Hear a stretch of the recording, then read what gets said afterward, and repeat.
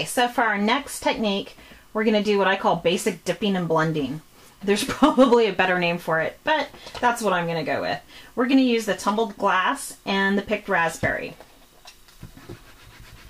So what you're going to do is first rub 2 or 3 distress ink pads onto the non-stick craft sheet, and be careful not to overlap them. And you can see we've got ink right on the craft sheet. Then take a mini mister and squirt with water, quite a bit of water. You want to really see it beating up. And then take your blank tag and just dip it down into it. Swirl it around a little bit and lift it up, and ooh, isn't that pretty already? So you may like this, you may not. Personally, I don't like that the blue's not showing very much, so I'm going to go ahead and dry this with my heat tool, and then we're going to dip again. So I'll be right back.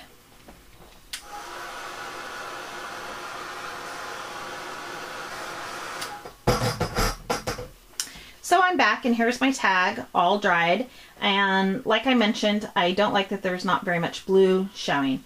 So I'm going to go ahead and dip it down into the blue a little bit more.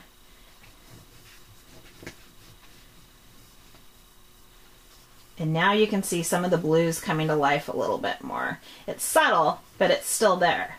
So I'm going to go ahead and dry that.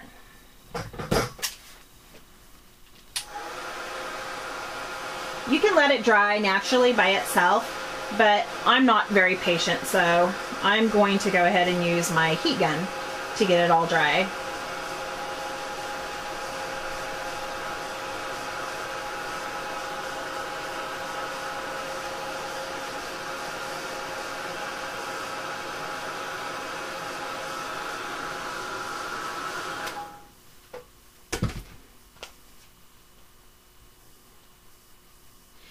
Now again, if maybe you didn't like this color and think that it's just not dark enough at all, you could go in with a different color and see if that might work better. So I'm going to wipe off some of what I've created here already and try another color. This happens to be peacock feathers. And I'm going to put that down on the craft sheet, spritz it with my water,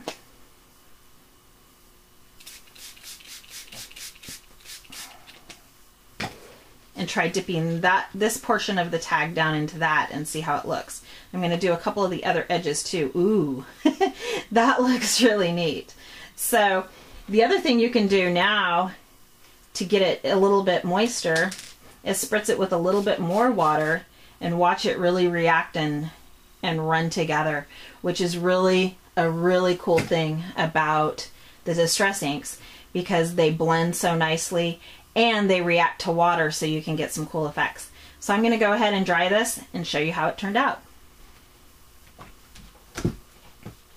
So I'm back, and here's the tag all dry with a little help from my heat gun. And doesn't it look cool? I just love the way the colors blend together when you use this technique. Now I don't ever like to just wipe this up and waste it, so I might do another tag while I have it. The other thing you can do is use it on fibers. So here's a piece of lace, and I'm just going to kind of dip it around and roll it around, and you can get your lace dyed. You can use ribbon, you can use twill tape, and it's just good to have things like this around. Even if you're not going to use them on this particular project, then you have them when you need them, and you're not wasting the ink. Now say I had all this peacock color here, which is really pretty, but maybe I want to blend a little bit of that picked raspberry. So I just wiped up the surface, and I'm going to apply a little bit more down, and again spritz it with the mini mister. And I think this lace would be pretty with a little bit of pink blended in. Ooh, like that. And same with this ribbon. Gives a little more interest when we have the multicolors on it. And I can do the same with the twill tape I was showing you. Isn't this fun? Now I probably go back with some more blue or a different color on that one. So there's some things that you can do with your pile of ink while you have it there. So with this basic dipping and blending technique, as I call it, there's another alternative to using the mini mister with water that I think is kind of fun. So this time I'm going to use some seedless preserves. Get quite a bit of it on there. And I'm going to use spice marmalade. Don't you love the names of these? They're so much fun. And instead of using water, I'm going to use Perfect Pearl Mist instead. This happens to be the Perfect Pearl color, which is nice and shimmery. So now, instead of using the water and getting a nice blended background, we're using the Perfect Pearl Mist, so you're going to get more of a pearly, shiny background in the color. Ooh, even look at the way it moves. That's so fun. And you might not be able to see it when it's wet, but really when it's dry, you're really going to notice how shimmery that is. So let's dry it and take a look.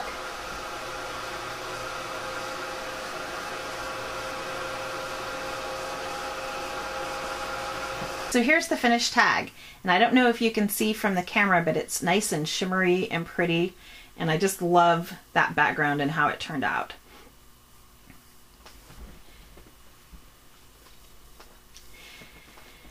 Next, you might be asking, okay, so I've got these great backgrounds I created. What do I do next? One thing you can do is you can use a paper distresser like this one and rough up the edges so you're getting even more of a distressed look.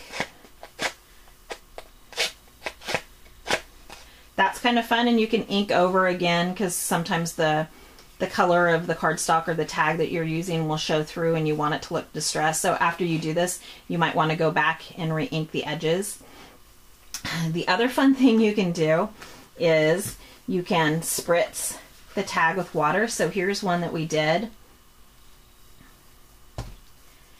And if you spritz it with water, it's going to start taking on a completely different look, which is kind of cool. See how the water just starts blending the colors together. Here's another tag I did, and it's got the shabby shutters on this side and weathered wood on this side. And instead of just spraying the water directly onto it, excuse my inky fingers,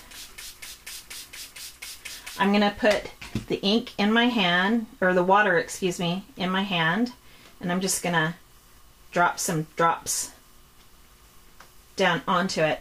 And what's going to happen is the water is going to start lightening the portions of the tag where I've dropped it on there. If I want, I can even make it drip down, and you'll see how it lightened where I first dropped the water, and now you can see it dripping and blending down, which is kind of a cool effect. So now the next thing you're going to want to do to some of the backgrounds you created is you might want to start stamping on them. It's fun to start using maybe the same color you used when you blended and add just a little bit of stamping around the edges. This is just kind of a little dot distress stamp from Tim Holtz. Here's another stamp from Tim Holtz that I really like. I think it's supposed to look like rings of some sort of like coffee stain. You add a little bit there. And then you might want a darker stamp for the image.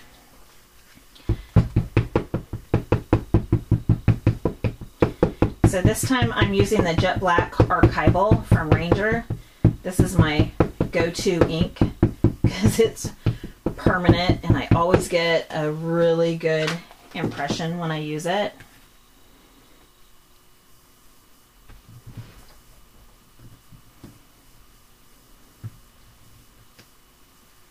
So isn't that fun? I might want to stamp a word and do some other stuff, but that's a start for something that's going to be very creative and fun. Now I'd like to show you some of the things that I've created or I'm working on using those two basic blending techniques we've done today. Here's just a little tag. I've just added some stamping over the tag. This was a background done with the dipping and blending technique with water. Here's another little tag. I've added some distressed crackle paint in the corners and some distressed stickles, which is fun, and just stamped around. Here's another one, just added stamps right on top. This is like the first technique we did, and I roughed up the edges. In addition to using the antique linen, vintage photo, and black soot, I also used some walnut stain in there too, so there's actually 4 inks in the background. Here's another one I did the same way with the 4 inks in the background.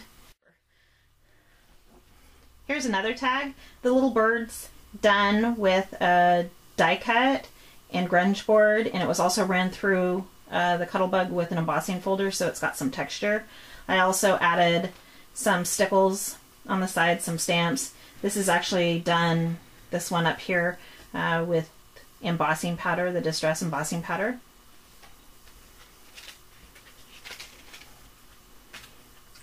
Here's another tag that's kind of fun. This is a metal charm from the Tim Holtz collection, and I actually colored him using alcohol inks and a chain that I also used alcohol inks.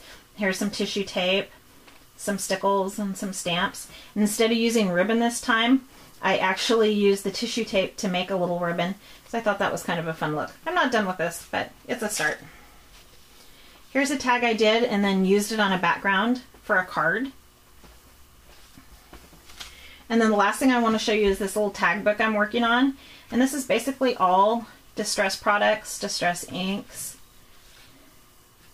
And how fun is this?